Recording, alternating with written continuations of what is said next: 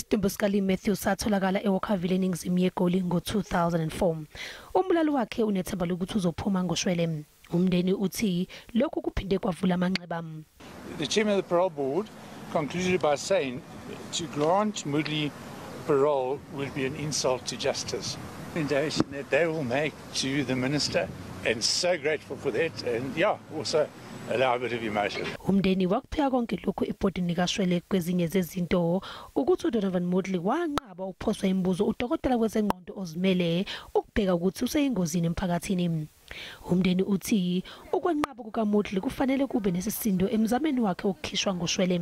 Izinhlangano zomphakathi zeseka umnndeni kaMatthew zifuna ukuba lokhu kube uhlelo olungachimile. We are also calling that there must be transparency. If we can sit in a trial, if we can sit in a bail hearing, if we can hear those details, we also deserve to hear what is happening inside the parole board when they are having hearings with inmates, especially inmates that have been sentenced to life.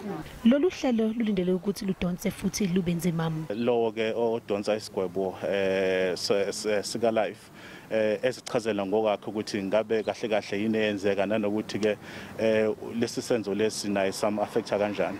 Nabo ke esilabo sibabiza ngama victims bazokwazi ukuthi ke bakhulume ukuthi ke icrime le yaba affecta kanjani ukulahlekelwa indodakazi yabo.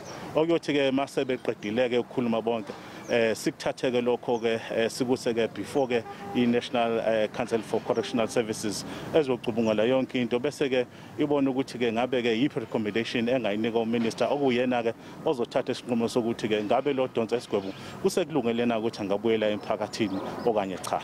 Umndeni wakaMatthew unethemba lokuthi lolu hlelo angeke lukhulule umbulali wendodakazi yako.